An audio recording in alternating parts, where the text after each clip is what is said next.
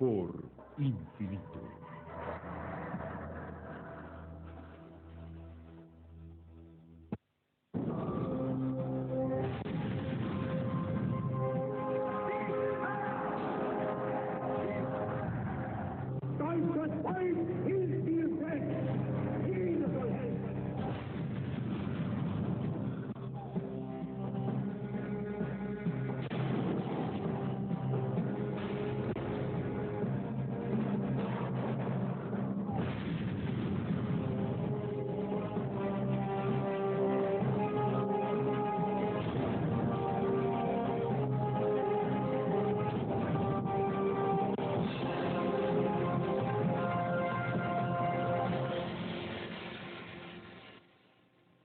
Él declaró que el oro obtenido fue destilado de sangre humana, de lágrimas de madres, de los quejidos y lamentos de todos aquellos hombres y mujeres que sufrían, y que marcaría y ampollaría el alma de aquel que lo tocara. Estas palabras, escritas por Harriet Beecher Stowe en 1850, podrían describir el increíble relato del siglo XX que vamos a develar. Hola, soy Michael York. La búsqueda del oro nazi está repleta de aventuras, extrañas intrigas, duplicidad y muerte. Es una historia que abarca 50 años y que viaja a través de 2 continentes. ¿Qué inició esta notable cadena de eventos? El oro. Y más que eso, una insaciable sed de poder y riqueza, también llamada codicia. Y nadie en la historia moderna ha codiciado el poder más que Adolf Hitler. Su reinado de terror duró un poco más de 12 años, y en ese corto periodo, el Tercer Reich devastó toda Europa. A su paso dejó una Europa agraviada, y los cuerpos de 15 millones de personas. De este número, 6 millones fueron judíos. Un pueblo al que Hitler vio como la raíz de todos los males de Alemania. Limpiar el mundo de judíos haría a Alemania fuerte y rica. Pero Hitler no iba a conformarse con la conquista y la aniquilación. Él quería más. Quería la fuente del poder, el oro. Hitler robó los tesoros nacionales de todas sus conquistas. Y a su vez, sus fieles seguidores, Goering y Goebbels, siguieron el ejemplo de Hitler robando a los civiles. El pillaje continuó por todos los altos niveles del Reich. Pero, ¿dónde está todo este oro robado? Eso es lo que vamos a averiguar. Nuestra búsqueda del oro nazi comienza en un lugar remoto, Key West, Florida, el hogar de muchos rescatadores marinos, aquellos hombres que buscan en el fondo del mar barcos hundidos llenos de oro y de otros tesoros. David Mackenzie y Charles Lackey son tales hombres. Ellos se ganan la vida reuniendo fragmentos de la historia y extraños relatos para encontrar tesoros en el fondo de los océanos, sabiendo que con cada fantástica historia que escuchan, un grano de la verdad puede ser descubierto. En 1987, Charlie conoció a 2 hombres que buscaban ayuda para el salvamento de un naufragio. El hombre mayor, Angelo, obviamente era confiable. Yo trabajaba con Mel Fisher en Key West, en el Otocha. Y estábamos en junta, no buscaban dinero ni nada, solo ayudaban a encontrar el barco. Así que todos escuchamos su historia. La historia comienza en Alemania al final de la Segunda Guerra Mundial.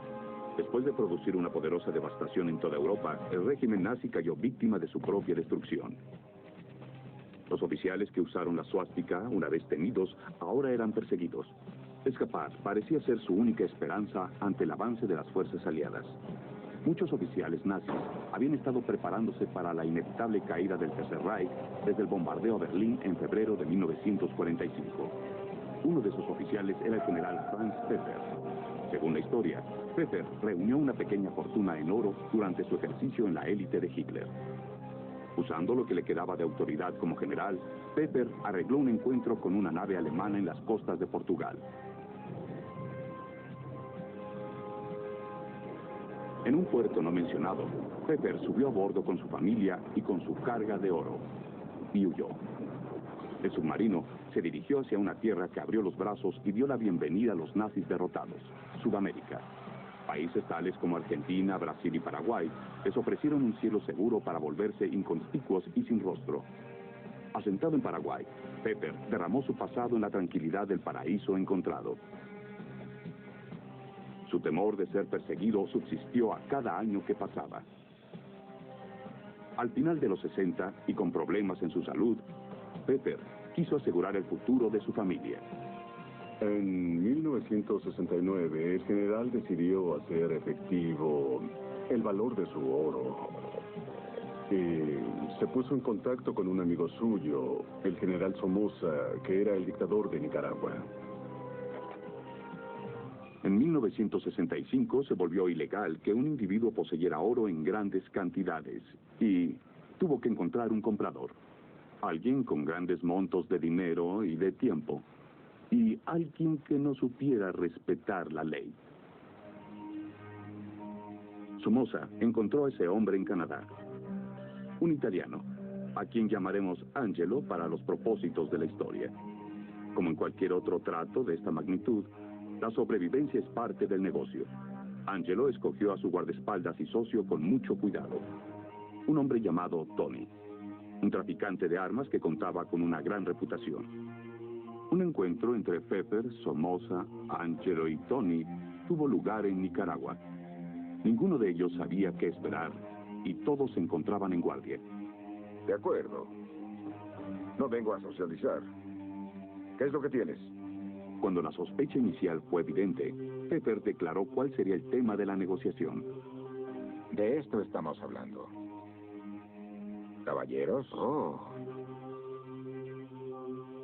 ¿De cuánto hablamos? ¿De 150 barras? 250 barras. Sé que es bueno, pero le haré una prueba. ¿No le importa? Claro que no.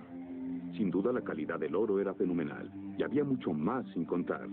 Ahora poseerlo es ilegal. Pero tomando en cuenta que la posesión del oro era ilegal, se presentó otro problema. El origen del oro no podía ser más obvio. Es bueno. Sí, ¿No? sí es bueno. Claro que es bueno. Es bueno. Pepper mencionó su precio. ¿Cuánto quiere? 5 millones de dólares americanos. ¿5 millones? 5 millones. Aún con su gran habilidad para manejar las leyes a su favor, Tony y Angelo lo dudaron. Tienes razón. Sí, El riesgo rebasaba los dividendos. Además, ¿quién en el mundo compraría oro con una suástica tan obviamente Es grabada? peligroso. Hay mucho riesgo. Angelo y Tony no aceptaron el trato.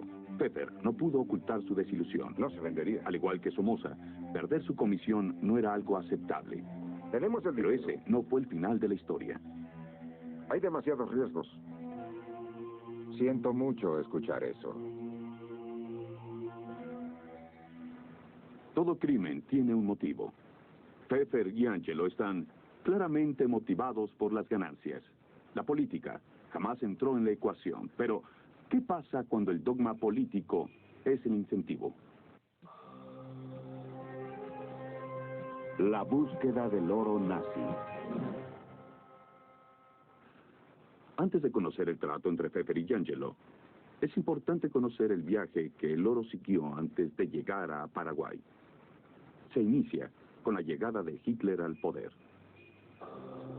El lunes 13 de enero de 1933, el día comenzó como cualquier otro y terminó como ningún otro. Cuando Hitler salió del palacio después de su entrevista con el canciller alemán Hindenburg, sus seguidores ya lo esperaban ansiosamente. Y una sola mirada de su gratificante expresión les dio la respuesta que necesitaban. Goebbels, la mano derecha de Hitler en el partido nazi, escribió estas palabras en su diario. Fue casi como un sueño, un cuento de hadas. El nuevo Reich ha nacido. 14 años de trabajo han sido coronados con la victoria. La revolución alemana ha comenzado. Desde el atardecer hasta el amanecer, Alemania celebró la victoria. La locura se hizo presente.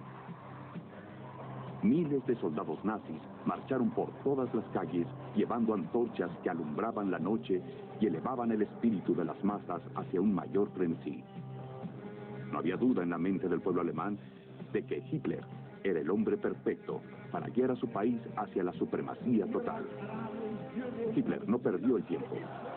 5 horas después de su nombramiento, Hitler organizó la primera reunión de su gabinete.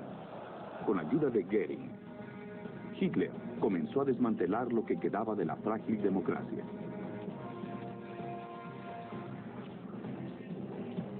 Goebbels no pudo contener su emoción cuando escribió en su diario: ahora será fácil continuar la lucha, disponiendo de todos los recursos del Estado. La radio y la prensa están a nuestra disposición y haremos una obra maestra de la propaganda.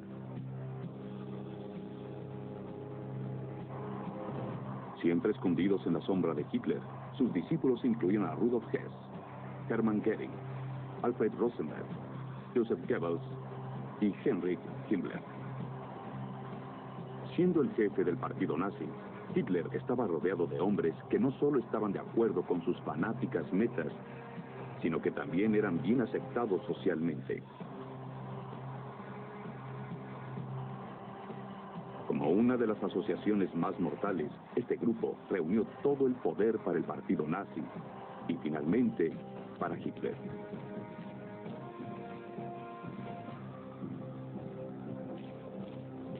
Personalmente, Hitler se vio a sí mismo luchando por dos metas. Una, controlar el mundo. Y la otra, eliminar al así llamado enemigo de Alemania, el pueblo judío. En Mein Kampf, derramó excesivamente su odio contra los judíos. Las razones eran tan absurdas como específicas. Después de perder la Primera Guerra Mundial, Alemania quedó débil y económicamente frágil. Una condición que Hitler juró rectificar. Él fantaseó que dentro de la nación había una enfermedad que destruía la fuerza de Alemania. Y desde la primera vez que vio a un hombre judío, Hitler encontró a su chivo expiatorio. Cada rasgo que Hitler despreciaba de sí mismo, él lo proyectaba hacia los judíos. Su meta se volvió clara. Como un símbolo de la destrucción nazi, una terrible escena tuvo lugar la noche del 10 de mayo de 1933. Miles de libros de algunos de los más aclamados autores fueron apilados y reducidos a cenizas. Y un feliz Goebbels explicó: el alma del pueblo alemán podrá volverse a expresar. Estas llamas no solo iluminan el final de una antigua era, también anuncian una nueva. El poeta Heinrich Heine dijo: es un pequeño paso el que separa la quema de libros de la quema de personas. Regresaremos con más Infinito Complot.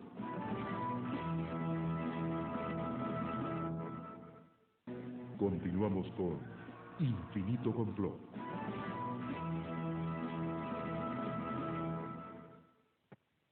Cuando Hindenburg murió, el último de los obstáculos para Hitler cayó.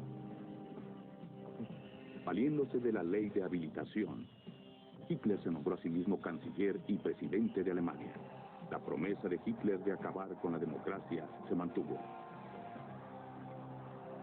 Entonces Hitler decidió que Alemania y su pueblo debían volverse autosuficientes. El plan de 4 años había nacido.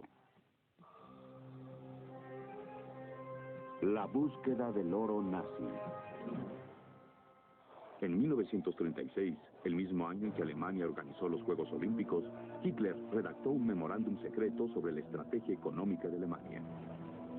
En contra del espíritu olímpico de paz y buena voluntad internacional, Hitler dijo que la economía alemana debía estar lista para la guerra en 4 años. Hitler asignó a Hermann Goering como el director de este ambicioso plan. Goering fue el único nazi que logró algún tipo de popularidad con el pueblo alemán. Jovial y accesible, él reflejó lo que las masas querían en el liderazgo. Su alegría y buen humor contrastaban con la remota divinidad de Hitler, con el elitismo de Goebbels y con la insolente indiferencia de Hitler. Dotado del poder para promulgar leyes, Goering se dedicó a su tarea con su acostumbrado estilo.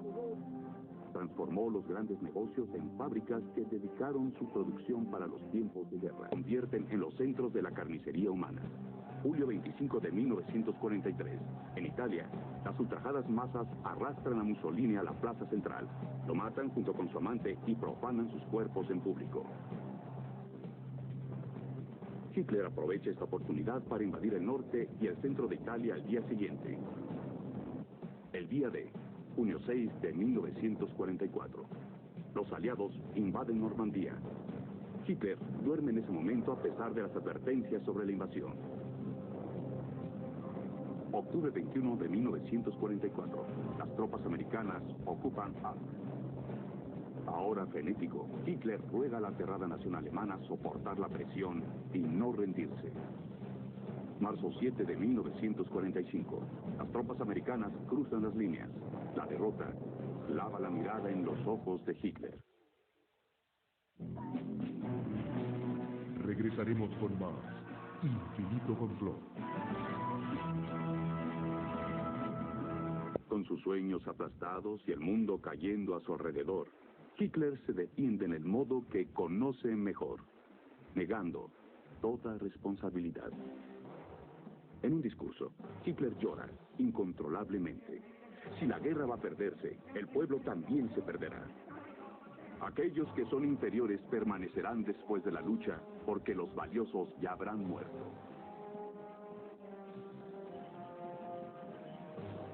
Abril 25 de 1945. Las tropas americanas y soviéticas se encuentran en Torgau, en el Elba. La derrota de Hitler queda sellada. Él se oculta en la seguridad de su búnker. Con Eva Braun a su lado, Hitler se suicida. Pero no sin antes dictar una última voluntad y testamento, culpando a los judíos por la caída del Tercer Reich y urgiendo a la nación a mantener pura la sangre alemana. Con él, muere un hombre sin lealtad, sin religión, sin amor y sin remordimiento. Las consideraciones nublan cualquier esperanza de gracia para Alemania. De hecho, el sobresalto y la desesperación se apoderan del pueblo alemán. El país arde en un infierno propio. Abandonada, triste y derrotada, Alemania se rinde. Los términos de la rendición incondicional son firmados por Alemania, los americanos y los soviéticos. La guerra ha terminado. La gente lo celebra. La vida comienza otra vez.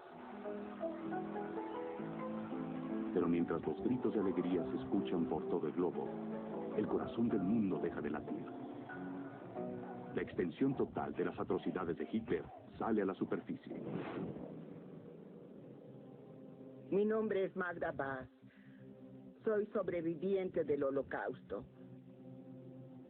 1944, cuando los alemanes entraron, fue la primera vez que escuchamos que seríamos llevados a un campo. Teníamos que empacar 20 kilos de pertenencias y primero nos llevaron a un gueto, luego nos llevaron de ahí a una estación de trenes y viajamos en aquellos vagones a Auschwitz. Viajamos 3 días y 4 noches. Yo no recuerdo ningún sanitario, ni recuerdo que haya comido, pero sí recuerdo el llanto de las personas cuyos parientes necesitaban ayuda, estaban muriendo y estaban enfermos. Tenían que sentarse, pero era imposible hacerlo. En Auschwitz, al llegar, fue la primera vez que vimos alemanes nazis. Separaron a las madres de sus hijas y separaron a las hermanas entre sí. El hedor y el humo de las chimeneas brillando con flamas y no sabíamos qué era. Cuerpos quemándose a la orilla del camino. Teníamos que desnudarnos y sentarnos en sillas bajas o en cubos y nos cortaban el cabello con unas tijeras muy viejas.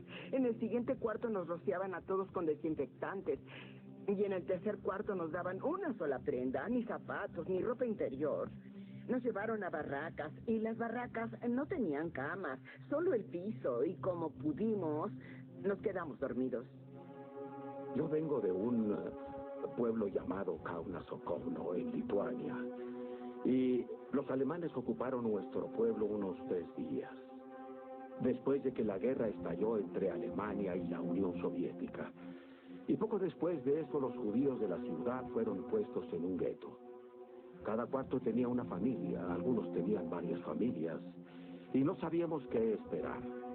Después de 3,5 años en el gueto, los alemanes empezaron a salir de Rusia y decidieron evacuar a los que quedaban en el gueto.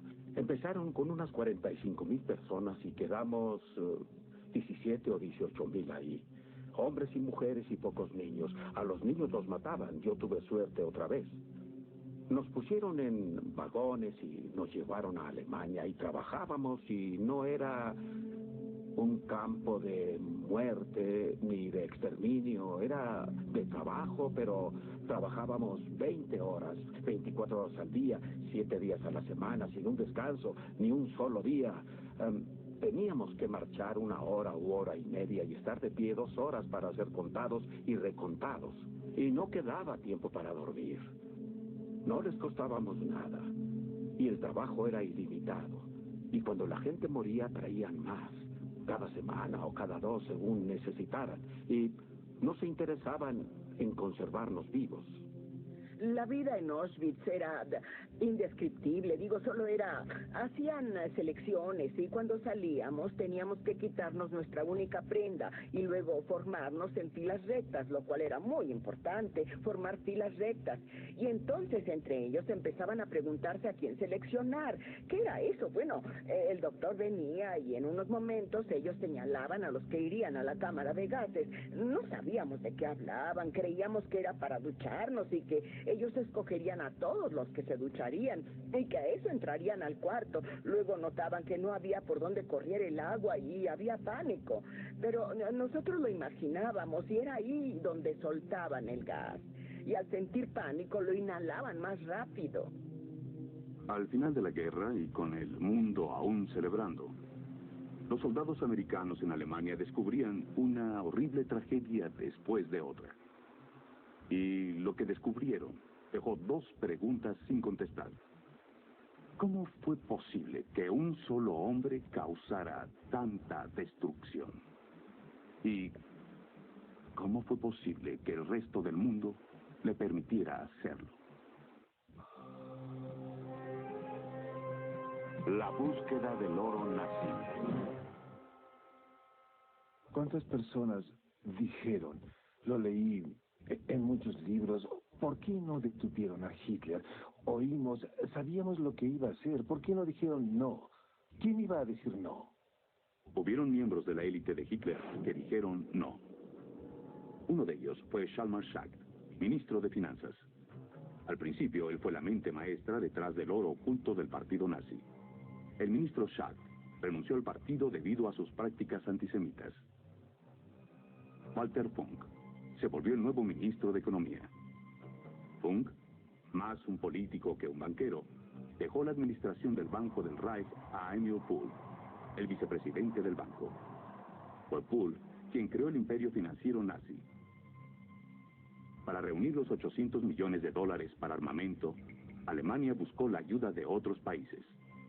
Y a medida que los tratos financieros del Tercer Reich eran revelados, más dedos apuntaban en todas direcciones. Nadie quería aceptar la culpa. En el bombardeo a Berlín en febrero de 1945, fueron necesarias 21 incursiones antes de que los fuertes muros del Reich se desplomaran. El pánico se extendió en el círculo nazi. Ocultas en las bóvedas del Banco del Reich, se encontraban grandes cantidades de barras de oro, divisas y artefactos, ninguna de las cuales le pertenecían legalmente a Alemania. Con Berlín en el centro del apocalipsis, muchos camiones nazis llenos de oro, joyería y artefactos se encaminaron hacia los Alpes bávaros. Ahí, en viejas minas de sal, los desesperados nazis ocultaron su botín. Los oficiales nazis de más alto rango tomaron lo que pudieron y huyeron hacia las fronteras. ¿Qué nos demuestra?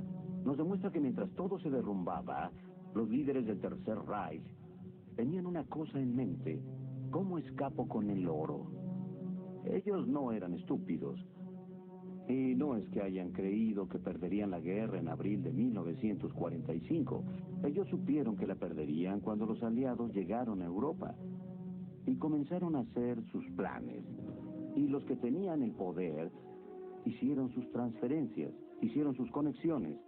Dicen que en el 39, cuando Hitler entró a Viena, él tomó 100 toneladas de oro del Banco Central de Austria y las puso en el Banco de Berlín.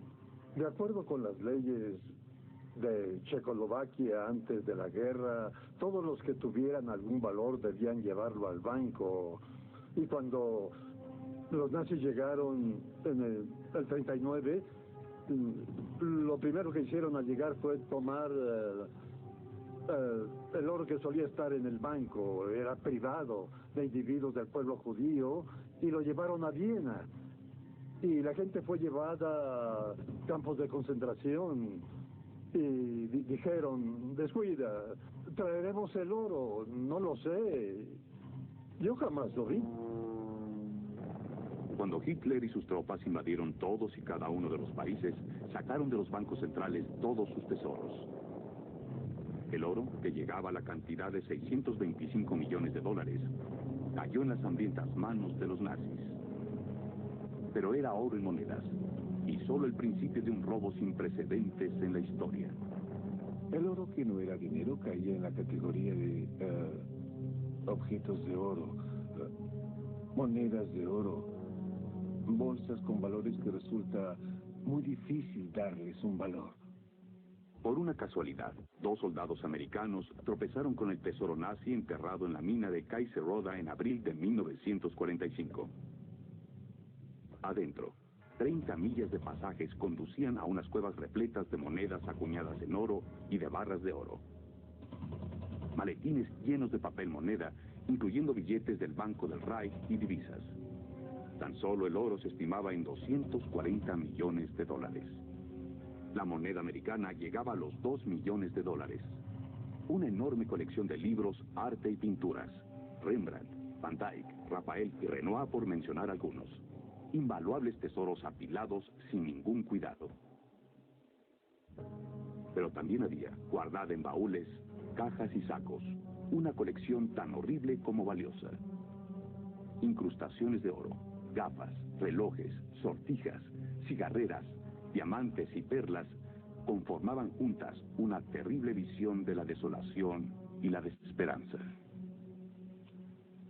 Lo primero que pasó después que llegamos al gueto fue que se emitió el decreto de que todos los valores debían entregarse en 72 horas, en un cierto punto. Dinero, oro, plata, valores, joyería, radios, sortijas, relojes, pieles, todo. Y los alemanes creyeron que, bueno, tal vez no era suficiente y tal vez algunos estaban ocultando sus cosas, y decidieron enseñarnos que cuando ellos daban una orden, esta debía obedecerse y que era en serio. Lo que hicieron fue enviar patrullas a cada casa de cada calle. Entraban a cada casa, sacaban a 2 hombres, los mataban, los dejaban ahí y seguían haciendo lo mismo. Regresaremos con más Infinito Complot.